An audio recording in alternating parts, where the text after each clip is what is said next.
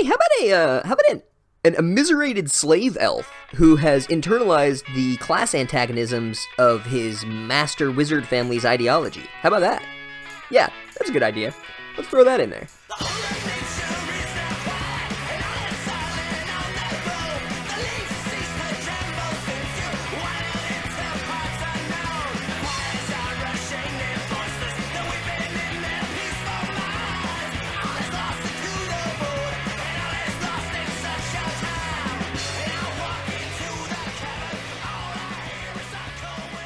Chapter 2, Dobby's Warning. I guess Bushy's real name is Dobby. This chapter has the distinction of having the worst opening sentence to a chapter I've ever read.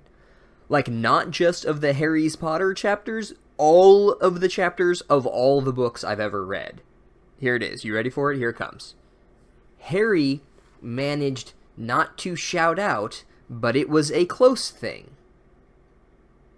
I'm going to repeat that because it needs to be repeated. Harry managed not to shout out, but it was a close thing. Harry managed not to shout out, but it was a close thing. So, first of all, the choice of diction here is just bizarre. It's like an alien wrote it, or at least someone who isn't familiar with the strictures of English at all. Harry managed not to shout out, but it was a close thing. I just want to belabor this for a second because this is instructive about how bad the writing is on these books in general. So in terms of sentence construction, we have an independent clause, and then a conjunction, and then another independent clause. And in narrative writing, this construction usually means that you want your readers to know the first thing first, because it's like primary information that you need. And then the second thing is generally the important thing. It's the new information, because that's how the narrative arc works. So it's like background and then a new thing. And the reader experiences enjoyment from this. Phenomenologically, it's like, okay, so here's a thing I know, and then, oh, that's a new and surprising thing. I like that. I want to continue reading. It's not like we're writing fucking Memento here, where everything is backwards. But so this sentence, back to this sentence, which, if you recall, Harry managed not to shout out, but it was a close thing. So the important new information here is not whether it was close, but whether he shouted out. Also, I would have used the word scream here, but whatever. Maybe he was giving a shout out to his homies. Like, oh shit, someone's sitting on my bed. I want to give big ups to the Dago crew. Keeping it real out there on the streets. Big T's out here. What's up, Big T? Little shorty, how you doing? So, like, here's what the sentence is trying to say. It was close, but Harry managed not to scream. Or to actually add primary information that is just completely missing from this sentence. Something like, seeing the figure on the bed, Harry almost screamed but managed to hold it in. There are probably 50 decent ways to construct this sentence, and the author went with, Harry managed not to shout out, but it was a close thing. I seriously read this sentence like 16 times, just like mouth agape, like I was watching a car accident, like what the fuck is this shit? I mean, I know I made fun of the many turrets and towers sentence in the first book, which is still awful. But like this sentence as the first sentence of the chapter, the one that's supposed to relieve the tension of the cliffhanger, the one that's supposed to propel you into wanting to read this book after the tedious expository summary of the first chapter, this is bad. This is truly bad writing. Harry managed not to shout out, but it was a close thing. A close thing? That seriously sounds like when people are like freestyle rapping and they have to set up a punchline with like something that rhymes, but it doesn't really matter if it makes sense. Like some kind of throwaway part to like this multi-syllable rhyme scheme. It was a close thing. I'm boasting. I got flow schemes. I got the most bling on my toe rings. Like the next sentence doesn't even rhyme. It just describes the thing on the bed as a creature with like bat ears and tennis ball eyes. It was a close thing.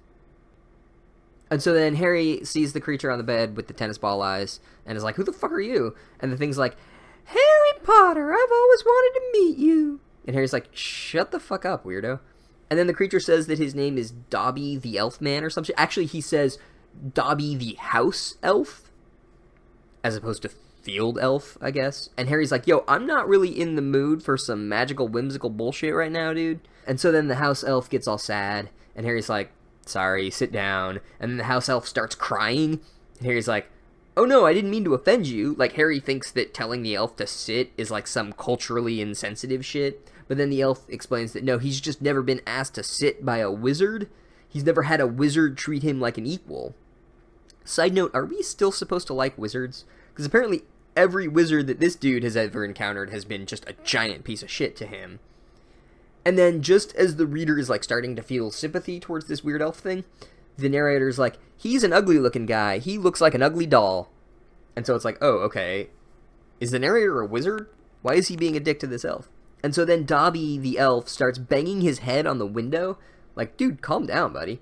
And then he explains, I'm not making this shit up, that he is bound to serve one wizard family for life. And then because he almost spoke badly about that wizard family to Harry just now, he knew that he had to punish himself, like a thought crime. So, okay, the slavery parallel here is bright and garish. I get it. And then the elf is like, oh, I'm going to have to punish myself just for seeing you.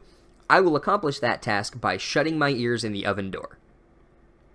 And then if he doesn't punish himself enough, his master family reminds him to, and they will never set him free, and he will die a slave to them. So we have this, like, self-flagellating slave elf, and that's just a thing that's happening right now that we have to deal with. And so Harry hears this, and he's like, I guess the Dursleys aren't that bad after all, am I right, people? And, like, what a weird thing to think immediately after hearing about this poor creature's miserable life. Like, ha, at least I'm not as pathetic as this dork here. My life is slightly better. And then Dobby the slave elf is like, you are so kind. I have heard of your greatness, sir, but of your goodness I never knew. And it's like, oh, Jesus, dude. Like, apparently you don't have to punish yourself for speaking in hammy cliches. And then Harry keeps getting reminded of his friends from Hogwarts, and it's all, like, really painful to him. Like, just thinking of his friends is giving him PTSD. It's like, don't worry, dude, you'll see them again by, like, Chapter 5, probably. Oh, and also, Dobby the Slave Elf is wearing a pillowcase, which I think is, like, a nod to, like, sackcloth worn by the toiling classes. So here we have, actually, for the first time in this book series, an actual representation of lower-class life in this universe, the toiling masses, as it were. And his purpose, of course, is not to be an end in himself, or to be anything other than simply a human portent, an omen, a warning of the consequences for our hero. He is nothing more than an instrument to serve the plot, and in his actual life, he is nothing more than an instrument. So this is like, narration is mirroring the exigent circumstances of this poor, pathetic creature's immiserated life. And he's like, I am risking grave danger to tell you that you are in grave danger. Don't come back to Hogwarts. There's a plot to kill you. Dobby out. Oh, but first let me bash my head in with this lamp. And so then he bashes his head in with the lamp. And then Uncle Vernon, independent as a hog on ice, comes barging into the room and yelling at Harry for making noise. And then when he leaves, Harry is like, see, this place sucks balls too, so Hogwarts is the only place for me because at least I have friends there. And then the slave elf is like, oh yeah? All your friends that never write you letters, you son of a bitch? And Harry's like, hey, wait a minute, how do you know about that? And then Dobby is like, well, because I've been intercepting the letters, which I suppose telling you kind of throws that whole plan out the window. And then Dobby gives him all the letters, and Harry gets really excited to read them. And so then Dobby is like, oh, see, the plan was to make you think your friends would stop caring about you so that you wouldn't go back to Hogwarts. And it's like, yeah, no shit, dude. You literally just explained that. Why are you explaining that again? And then Harry's like, give me my letters. And the slave elf is like, no, fuck you. You have to say you won't go back to Hogwarts. And Harry's like, no, I will not say that because I do want to go back to Hogwarts. And Dobby's like, fine. And then he fucking runs out of the room and down the stairs. Oh, man. You know, when Dobby finds out what Dobby did, Dobby is going to be pissed. And then Dobby is, like, about to push pudding off the cupboard, like a fucking cat knocking a vase off the table or whatever. And he's like, say you'll never return to Hogwarts. And Harry's like, I can't say that. And Dobby's like, fine. And he knocks the pudding off the table and comes crashing down and chaos ensues. And it's like, hey, Harry, have you ever heard of a little thing called lying? Like, what the hell is wrong with you? Just tell this fucking freak that you won't go back to Hogwarts. That's all you need to do. And so, of course, the crazy fucking aunt and uncle get all upset, and then a fucking owl swoops in and drops a letter on one of the house guests, and the other house guest is like, oh, she is mortally afraid of all birds, by the way. Just thought you should know. And then they storm out, and they're all mad, and Dobby, it pieces the fuck out, too. And Harry reads the owl's letter, and it's like, we received word that you used magic, which is a no-no in the off-season, so if it happens again, we will expel you XOXO. Sincerely, the insanely creepy Big Brother-esque organization that doubles for some reason as a bizarrely ineffectual educational institution known as Hogwarts. And then Uncle Vernon is like, ha! You can't use magic. I'm going to imprison you in your room for the rest of the summer, and if you use magic to get out, they will expel you. Yep. Hogwarts. We closely monitor your use of magic, but could care less about the physical and mental abuse you suffer at the hands of your family. So Harry gets locked up, and he's only released to use the bathroom, and he has concerns that he might starve to death. Like, that's a thing that's happening. And then he has this dream where he's in a zoo, like, caged up, and everyone is, and I'm quoting here, goggling at him. And then he wakes up, and someone is goggling at him in real life, and it's Sidekick Ron. Fuck yeah, baby, the boys are back in town, Sidekick Ron is here to save the motherfucking day, and that's the end of the chapter. All in all, weird chapter. You could have given me 1,000 guesses as to what was on Harry's bed, and I don't think I would have come up with masochistic slave elf. But there you have it. And I kind of like the elf, though, like the idea of the elf, and at least he adds some much-needed what-the-fuckery to this story.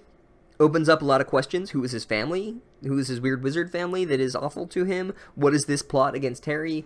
I think as a device, he works. I wish he wasn't such a moody dick. I think as a character, he makes no sense. Like, he's trying to straddle this line between trickster, Puck-like character, but then also sympathetic, downtrodden figure. And those don't really work well together, because it's like, are we supposed to feel sorry for him? Are we supposed to laugh along with him? Are we supposed to be angry at him? What is our attitude towards this character supposed to be? He's just like, you're so great and nice to me, Harry, and also I'm totally gonna fuck you over and make your life miserable, and I'm really sad because my wizard family is mean to me, and also I'm a total dick. Also, I'm gonna remove any sort of agency from you in your ability to make your own decisions about what you want to do with your life, but it's for your own good, I swear. And we have no choice but to, because we don't know what the plot is or whatever, we have no choice but to side with Harry on this and just be like, this guy's a fucking dick. But then we're also supposed to feel sorry for him, or at least, like, think that he's pathetic or something. I'm not sure. I'm not sure what we're supposed to feel towards this character, other than confused. So, if that was the goal, congratulations, narrator, you have successfully confused the shit out of me on this one. Also, Harry is less sympathetic in this chapter than he typically is. Not sure what that's all about. Maybe his years of abuse are finally starting to manifest the sorts of pathologies in his personality that you would expect. I honestly don't think the author is smart enough for that type of thing, but maybe. Maybe. But at least Ron's back, because we want to move this story along, and that's a way to do it.